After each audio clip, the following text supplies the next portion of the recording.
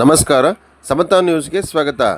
ಚೀಮಂಗ್ಲ ಗ್ರಾಮದ ಶ್ರೀ ಕೋದಂಡ ರಾಮಚಂದ್ರ ಸ್ವಾಮಿಯ 16ನೇ ವಾರ್ಷಿಕೋತ್ಸವ ಮತ್ತು ಭಕ್ತಾಂಜನೇಯ ಸ್ವಾಮಿಯ ಪುನರ್ ಪ್ರಾಣ ಪ್ರತಿಷ್ಠಾಪನಾ ಕಾರ್ಯಕ್ರಮ ಚಿಕ್ಕಬಳ್ಳಾಪುರ ಜಿಲ್ಲೆ ಶಿಡ್ಲಘಟ್ಟ ತಾಲೂಕು ಚೀಮಂಗ್ಲ ಗ್ರಾಮದಲ್ಲಿ ಶ್ರೀ ಸೀತಾ ಲಕ್ಷ್ಮಣ ಹನುಮಂತ ಶ್ರೀ ಕೋದಂಡ ರಾಮಚಂದ್ರ ಸ್ವಾಮಿಯ 16ನೇ ವಾರ್ಷಿಕೋತ್ಸವ ಮತ್ತು ಭಕ್ತಾಂಜನೇಯ ಸ್ವಾಮಿಯ ಪುನರ್ ಪ್ರಾಣ ಪ್ರತಿಷ್ಠಾಪನೆ ಹಾಗೂ ಸೀತಾರಾಮ್ ಕಲ್ಯಾಣೋತ್ಸವದಲ್ಲಿ ಶಿಡ್ಲಘಟ್ಟ ವಿಧಾನಸಭಾ ಕ್ಷೇತ್ರದ ಸಮಾಜ ಸೇವಕರು ಹಾಗೂ ಎವಿಡಿ ಗ್ರೂಪ್ ಟ್ರಸ್ಟ್ನ ಅಧ್ಯಕ್ಷರು ಹಾಗೂ ಕಾಂಗ್ರೆಸ್ ಜಿಲ್ಲಾ ಸಂಯೋಜಕರಾದ ರಾಜೀವ್ ಗೌಡರು ಈ ಪೂಜಾ ಕಾರ್ಯಕ್ರಮದಲ್ಲಿ ಭಾಗವಹಿಸಿ ವಿಶೇಷ ಪೂಜೆ ಸಲ್ಲಿಸಿ ದೇವರ ಕೃಪೆಗೆ ಪಾತ್ರರಾದರು. ವರದಿ ಪ್ರಧಾನ ಸಂಪಾದಕರು ಅರಕೆರೆ ಮುನ್ರಾಜ್, ಸಮತಾ ನ್ಯೂಸ್, ಶಿಡ್ಲಘಟ್ಟ.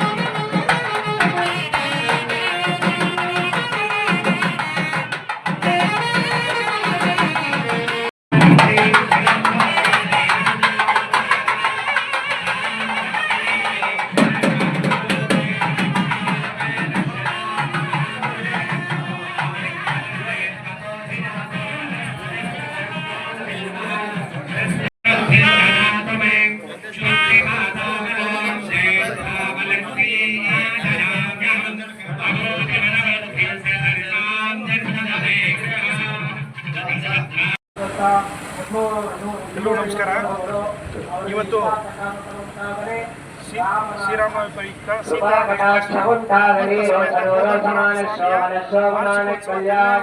ಭಕ್ತಾಂಜನೇಯ ಪುನರ್ ಪ್ರಾಣ ಪ್ರತಿಷ್ಠಾಪನಾ ಕಾರ್ಯಕ್ರಮದಲ್ಲಿ ಇವತ್ತು ಭಾಗಿಯಾಗಿ ಎಲ್ಲ ನಮ್ಮ ಚೀಮಂಗಲ ಗ್ರಾಮ ಪಂಚಾಯತಿ ಹಾಗೂ ಸುತ್ತಮುತ್ತಲ ಹಾಗೂ ನಮ್ಮ ಶಿಡ್ಲಘಟ್ಟ ವಿಧಾನಸಭಾ ಕ್ಷೇತ್ರದಾದ್ಯಂತ ಈಗಾಗಲೇ ಹೇಳ್ತಿದ್ದೆ ನಾನು.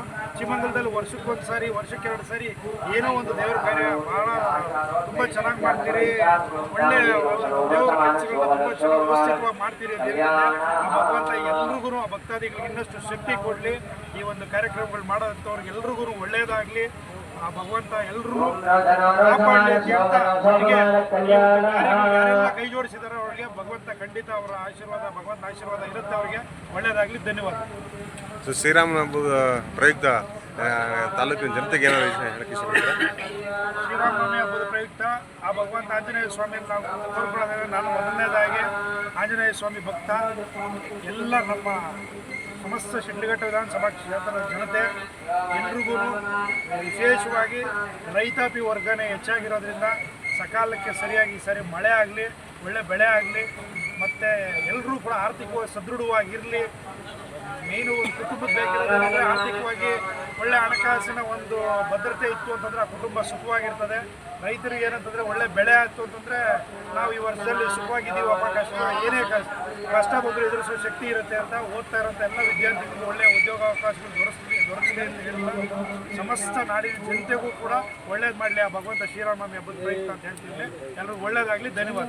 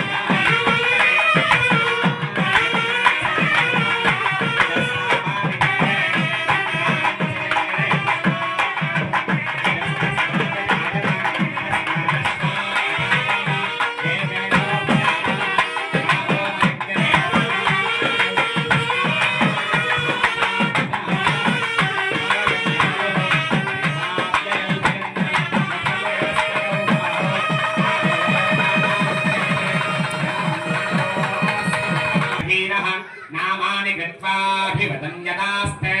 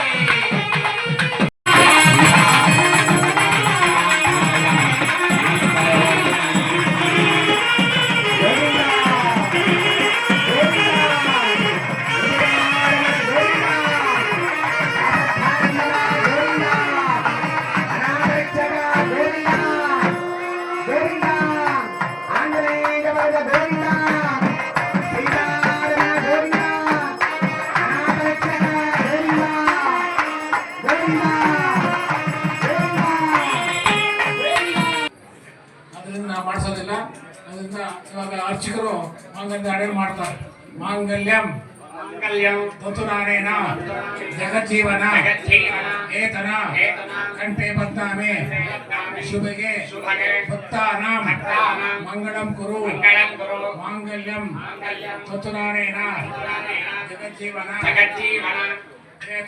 ಏತನ ಕಂಠೆ ಬದ್ನಾಮಿ ಶುಭಗೆ ಭಕ್ತಾನಾಂ ಮಂಗಳಂ ಕುರು ಮಾಂಗಲ್ಯಂ ತಂತುನಾನೇನ ಜಗಜ್ಜೀವನ ಹೇತುನಾ ಕಂಠೆ ಬದ್ನಾಮಿ ಶುಭಗೆ ತ್ರೈಲೋಕ್ಯಂ ಮಂಗಳಂ ಕುರು